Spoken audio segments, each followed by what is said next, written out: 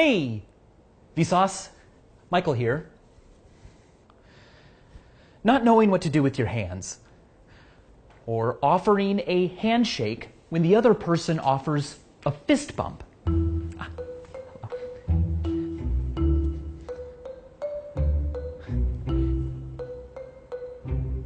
Forgetting someone's name.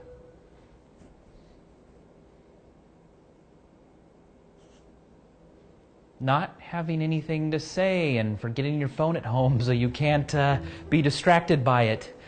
Getting caught staring at a stranger. Striking up a conversation with someone you don't know in a bathroom. Someone oversharing, telling a group too much information. Overhearing a couple breaking up. Noticing food in someone's teeth, but not telling them, and well, now it's been too long and bringing it up would be weird. Smelling a fart in an elevator that wasn't yours, but, well, now you can't even react to it or mention that you've noticed it or pretend you even know what a fart is. All of those things are awkward. We don't like awkwardness. It makes us uncomfortable, cringe. But what is awkwardness? Why is it good? And who is the main character of the universe? To really understand awkwardness, we need to put it in context with the entire family of forces that guide social behavior. Think of this sheet of cardboard as a list of all possible behaviors. It's not infinite because of the limits of science and biology. You can't move faster than light or be in two places at once. You can't wear pants made out of molten lead. Next, there are legal limits, the laws of the state. They delineate what you agree not to do, lest the authorities punish you. Murder, stealing, speeding. What's left is molded by the finer tool of social expectations.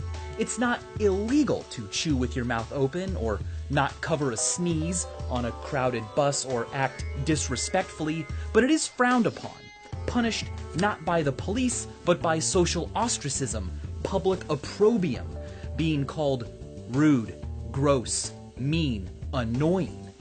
Awkwardness is the finest tool. It sands social dynamics by smoothing out what even etiquette doesn't rule on. It's not a violation of the laws of physics to accidentally hug someone for longer than they expected. It's not against the law either, and the etiquette for how long a hug should last isn't black and white. But it is awkward. Like touching a hot stove or getting a parking fine or losing friends, awkwardness nudges us to avoid certain actions in the future and smooth things out when they happen. People who demonstrate self-consciousness when needed are communicating cooperative intentions, which helps them get along well with others. It's no coincidence that brains susceptible to feeling occasional awkwardness would become so common. They're successful at cooperating, at social life. Feeling awkward shows that you understand and are keen on smooth social exchanges. Now, too much or too little concern for social rules isn't healthy, but research has found that just the right amount is great. When a person shows remorse or embarrassment or awkward discomfort when appropriate, others perceive them as being more trustworthy and their actions as more forgivable. And it's not just perception. Such individuals also tend to be more objectively pro-social when tested, kinder, more generous. Even when a person is completely oblivious to a faux pas they've committed, awkwardness still arises. People around them can feel uncomfortable. It's called vicarious embarrassment, and it's a function of empathy, the ability to feel what others feel, or will feel when or if they realize what they've just done. The more EEE someone is, that is, easily empathetically embarrassed, the harder it is for them to sit through other people's cringe-inducing moments, even fictional ones like in cringe comedy. Research has found that being more easily empathetically embarrassed does not correlate to being more easily embarrassed yourself. Instead, it's linked to being more empathetic. an important capacity for social creatures to have. Our seemingly counterintuitive attraction to viewing cringy moments, like, say, bad American Idol auditions, is perhaps then just a light form of morbid curiosity.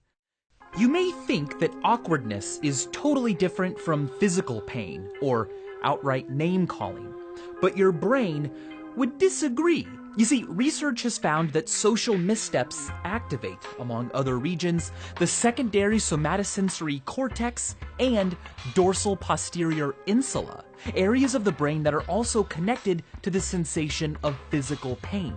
Our brains process the breaking of social standards and the breaking of bones through similar neural pathways. Likewise, the same sympathetic nervous system that mobilizes you to deal with physical threats, fight or flight, is activated by social challenges where awkwardness or embarrassment might be at stake, like events where you are very aware of being watched, speaking in front of a group, or embarrassing yourself in front of onlookers, or having nothing to say on a first date. Awkward silence. Your blood pressure increases, causing you to overheat and sweat. Oxygen is needed for fighting and running, so breathing increases and digestion shuts down, causing nausea and butterflies in your stomach. Your body instinctively contracts into a protective fetal position, and fighting that reaction to act natural makes you shake. Blood vessels in your extremities contract to prioritize major organs, leaving you with cold fingers and toes and nose. These symptoms don't alleviate awkwardness. They compound it, but that's history's fault. Long before human social dynamics were complicated enough to involve, is it one kiss or two, or politics at Thanksgiving dinner, we developed primitive reactions to physical threats and haven't had enough time yet to evolve newer ones. Self-conscious anxiety can be tough to get out of our minds after we've done something awkward. Fixating on social blunders is easy and hard to overcome. Why was I so unsure, so unconfident, so awkward? Well, some of the blame may lie with the neurotransmitter oxytocin. Oxytocin is sometimes called the love hormone because it modulates prosocial feelings like trust and attachment, which it does. In fact, nasal sprays of oxytocin are being used to increase trust during couples therapy and in the reduction of anxiety and depression. Though there are fears that it could also be used to deviously increase trust and make a person more susceptible to con artist schemes. But oxytocin also modulates negative social feelings like fear and anxiety. A dose of it makes people better at recognizing the facial expressions for disgust and fright. It's also involved in the feelings that make us approach or avoid certain social stimuli. And it may play a role in making positive and negative social interactions more salient in our memories.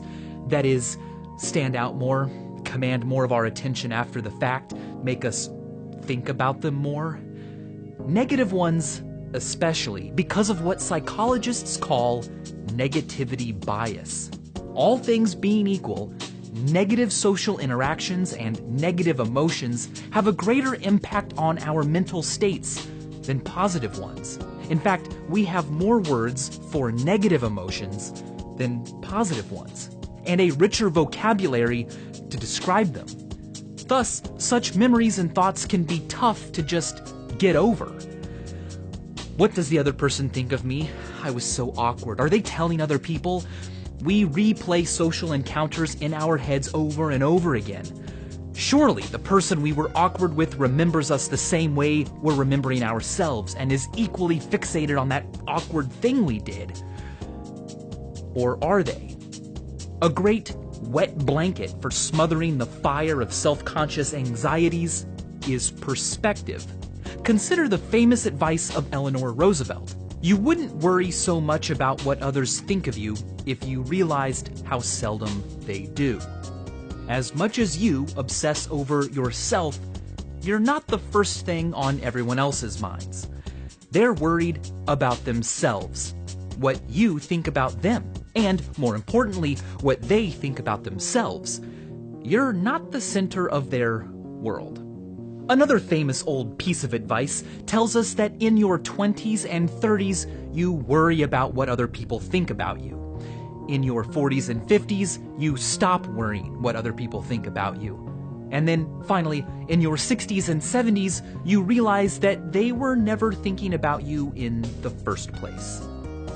The tendency to act and think as though you are the true main character of the universe has been called protagonist disease. It seeps into our behavior all the time. For instance, the fundamental attribution error. When evaluating actions, you often view yourself as a complex character acted upon by various challenges and antagonists, whereas other people are seen as just one-dimensional background characters with simple, unchanging roles.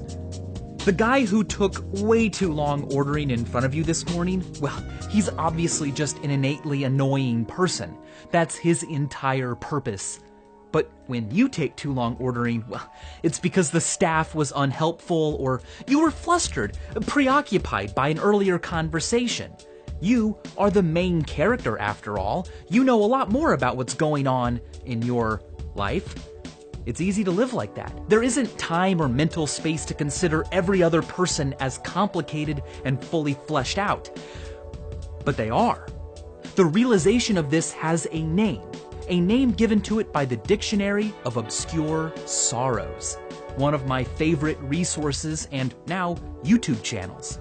They wrap profound concepts up in tiny little word packages. To be sure, giving something a name doesn't show that you know it or how to feel about it, but nonetheless, words put handles on things so we can manipulate them, hold them down, offer them to others, feel bigger than the concepts they label. Now, their word for acknowledging that you are just an extra in other people's stories, not even cast in most of them, is sonder. This is their definition of it. Sonder, the realization that each random passerby is living a life as vivid and complex as your own, populated with their own ambitions, friends, routines, worries, and inherited craziness. An epic story that continues invisibly around you like an anthill sprawling deep underground with elaborate passageways to thousands of other lives that you'll never know existed, in which you might only appear once as an extra sipping coffee in the background, as a blur of traffic passing on the highway, as a lighted window at dusk. Acknowledging this makes your awkwardness look small, but it also makes all of you look small, tiny, a needle in a giant haystack, but nonetheless in possession of a big idea. Your blemishes are lost from far away, and so is your uniqueness, but the view from way up here, well, it's unbeatable. And as always, thanks for watching.